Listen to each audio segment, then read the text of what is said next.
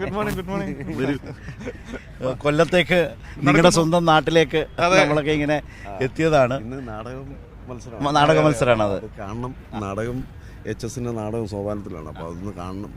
പിന്നെ കലോത്സവം ഞങ്ങളുടെ പൂരനഗരിയിൽ അതൊരു കലയുടെ പൂരമായിട്ട് ഇരിക്കുകയല്ലേ, അപ്പോൾ അത് അനുഭവിച്ചില്ല എന്നുണ്ടെങ്കിൽ അത് വലിയ നഷ്ടമാകും. അത് പിന്നെ ചത്തുപോയി കഴിഞ്ഞാൽ അത് നമ്മുടെ മനസ്സിൽ നിന്ന് മാറത്തില്ല. ചത്തുപോയി കഴിഞ്ഞാൽ ഇതൊരു വലിയ നഷ്ടം തന്നെ. നഷ്ടമാണ്, കല നഷ്ടം തന്നെയാണ്. അപ്പോൾ എന്നത് മാത്രമല്ല, കേരളത്തിൻ്റെ പല ഭാഗങ്ങളിൽ നിന്നും നാടക മത്സരം കാണാനായിട്ട് നാടക പ്രവർത്തകരായിട്ടുള്ള ആളുകൾ അങ്ങനെയും കൂടെ ഒരു ഉത്തരവാദിത്വമുണ്ട്.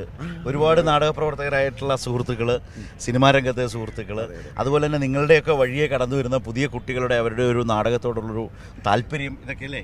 അതെ അതെ അതെ, അയ്യോ കൊള്ളാം. പുതിയ കാരണം നമുക്ക് പലപ്പോഴും സിനിമയിലായാലും ശരി മറ്റിടങ്ങളിലായാലും ശരി നമുക്ക് നല്ല കലാകാരന്മാരായിട്ട് ആക്ടേഴ്സായിട്ടൊക്കെ നമുക്ക് പലപ്പോഴും അവർ പറയുമ്പോഴത്തേനും അവർ പറയും സ്കൂൾ കലോത്സവത്തിലെ നാടക ഇതെടുക്കുന്നു. പിന്നെ നാടക വിദ്യാഭ്യാസം എന്ന് പറഞ്ഞു കഴിഞ്ഞാൽ ശരിക്കും പറഞ്ഞു കഴിഞ്ഞാൽ ഒരു വ്യക്തിത്വ വികസനം കൂടിയാണ്. അത് നാടകം ചെയ്തിട്ടുള്ളവർക്ക് അറിയാം. അതിൻ്റെ ഏറ്റവും വലിയതാണ് നീരാവിലെ പ്രകാശ് കലാകേന്ദ്രത്തിൽ ജിജ്ഞാസയൊക്കെ വരുന്ന സമയത്ത് 200-250 കുട്ടികളാണ് കൊല്ലത്തിൻ്റെ പല ഭാഗങ്ങളിൽ നിന്നും കേരളത്തിൻ്റെ പല ഭാഗങ്ങളിൽ നിന്നും അവിടെ കുട്ടികൾ വരുന്നത്. അപ്പോൾ ഇന്നും കേരളത്തിലെ ഏറ്റവും വലിയൊരു സംഘാടനം ഇടമാണ് നീരാവിലെ പ്രകാശ് കലാകേന്ദ്രം. വളരെ സജീവമായി ഇപ്പോഴും അങ്ങനെ തന്നെ പോകുന്നു അല്ലേ? നാടകം ഛായാമുഖി അടക്കമുള്ള പ്രശാന്ത് നാരായണനെയൊക്കെ നമ്മൾ ഓർത്തു പോകുന്നത് ഈ സമയത്താണ്. അതെ, അപ്പോൾ അതൊക്കെ കൊല്ലത്തുനിന്ന് ഉണ്ടായിട്ടുള്ളതാണ്. ഒരുപാട് നടന്മാർ കൊല്ലം തന്നെ നാടകത്തിൻ്റെ എന്തെല്ലാം അല്ലേ, എഴുത്തിൻ്റെ വഴിയിലായാലും നാടകത്തിൻ്റെ വഴിയിലായാലും കഥാപ്രസംഗത്തിൻ്റെ വഴിയിലായാലും. വേറൊരു രസകരം, ഞാൻ റിസർച്ച് എടുത്തിട്ടുണ്ട്.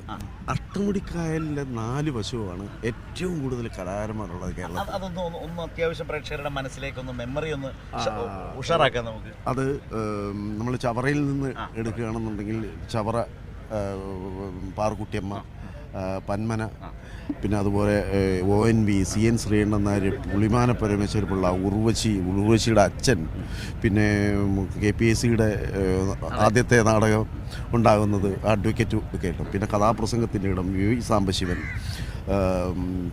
അതുപോലെ തന്നെ പാരീസ് വിശ്വനാഥൻ, ജയപാല പണിക്കർ. ചിത്രരചനയുടെ ഒരു വിശാലമായ ലോകം തുറന്ന മനുഷ്യരാണ് അവർ. അത് അഷ്ടമുടിക്കായലിൻ്റെ ഇതിൽ നിന്ന് നിറമെടുത്തുകൊണ്ട് കുരിയപ്പുഴ ശ്രീകുമാർ പറഞ്ഞ ഇഷ്ടമുടിക്കായൽ എന്ന് പറയുന്ന കവിത, തിരുനെല്ലൂർ കരുണാകരൻ, പിന്നെ ഡയറക്ടർ ഷാജിയൻ കരുണിൻ്റെ ഒരു ഇത്, പിന്നെ ജയൻ. അപ്പോൾ എല്ലാ സമസ്തം നാടകങ്ങളുടെ ഇടം, കഥാപ്രസംഗങ്ങളാരംഭത്തിൻ്റെ ഇടം.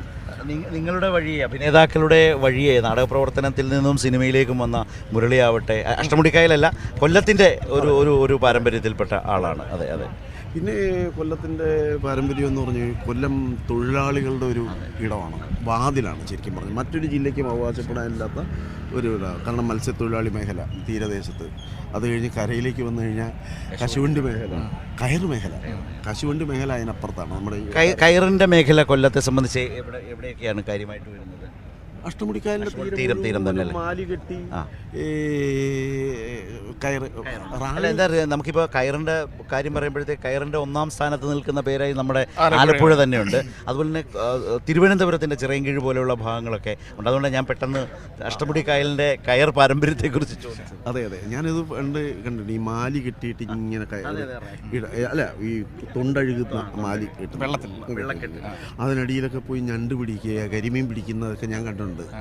പിന്നെ അതുപോലെ ഈ റാട്ടിൻ്റെ സൗണ്ട് ഈ അഷ്ടമുടിക്കായലിൻ്റെ തീരങ്ങളിൽ റാണി തന്നെ അതാണ്. കുരിപ്പുഴയുടെ മറ്റേ ഇഷ്ടമുടിക്കായലിനകത്ത് റാട്ടിൻ്റെ താളത്തെക്കുറിച്ച് നമ്മൾ തിരിച്ച് നാടകത്തിലോട്ട് വന്നു കഴിഞ്ഞാൽ ഈ പുതിയ തലമുറയുടെയൊക്കെ നാടകം കാണുമ്പോൾ അതിൽ നിന്നും പഠിക്കാനുണ്ടോ? ഒരുപാട് നമുക്ക് കിട്ടുമോ? നമുക്ക് ആശയങ്ങൾ അവരാണല്ലോ നാടകം നമ്മളെ പഠിപ്പിക്കുന്നത്. നിങ്ങൾ നമ്മളെ കുറെ കൂടി നവീകരിക്കുന്ന, അല്ലെങ്കിൽ പുതിയ കാലത്തിലേക്ക് കൂടുതൽ ചേർന്ന് നിൽക്കാൻ സത്യത്തിൽ ആ മനസ്സ് വളരെ പ്രധാനമാണല്ലേ ഒരു നാടക പ്രവർത്തകനെ സംബന്ധിച്ച്, ഒരു ചലച്ചിത്ര പ്രവർത്തകനെ സംബന്ധിച്ച്. രാജുവിൻ്റെയൊക്കെ കഥാപാത്രങ്ങൾ അല്ലെങ്കിൽ നാടക പ്രവർത്തനങ്ങൾ കുട്ടികളെ ഗ്രൂം ചെയ്യുന്നൊരു വലിയ ഉത്തരവാദിത്തമുള്ള ആളാണ്. അങ്ങനെ കൂടിയുണ്ട്, കുട്ടികളെ അടക്കം അല്ലേ. പുതിയ റിയാലിറ്റി ഷോകളുടെ കാലത്തും കൈവച്ചിട്ടുള്ള ആളാണ്. പുതിയ ശിഷ്യന്മാർ ഒരുപാടുള്ള ആളാണ്. നമുക്ക് ഈ കുട്ടികൾ നമുക്ക് തരുന്നൊരു ഊർജ്ജമുണ്ട്, നമ്മളെ പഠിപ്പിക്കുന്നുണ്ട് എന്താണ് നിങ്ങൾ ചെയ്യേണ്ടത് എന്നുള്ളത്. മറ്റ് പല ഇപ്പം ഇതിനും കലയ്ക്കുള്ള ഒരു പ്രത്യേകത എന്ന് പറഞ്ഞാൽ നമ്മുടെ തലമുറകൾ ആണ് നമ്മൾ പഠിക്കേണ്ടി വരുന്നത്.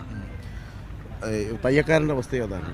തയ്യക്കാരൻ ഫാഷൻ കാലത്തിനനുസരിച്ച് മാറണം. അതെ, ഇത് നമ്മളെ കുട്ടികൾ പഠിപ്പിക്കും. നിങ്ങളുടേത് നല്ല നല്ല താരതമ്യമാണ്. വേഗം ആളുകൾക്ക് റിലേറ്റ് ചെയ്യാൻ പറ്റും എന്തുകൊണ്ട് ഇത്രയും നമ്മൾ പെയിൻ എടുക്കുന്നു അല്ലെങ്കിൽ ഇതിനു വേണ്ടി നിൽക്കുന്നു എന്നുള്ളത്. അതെ.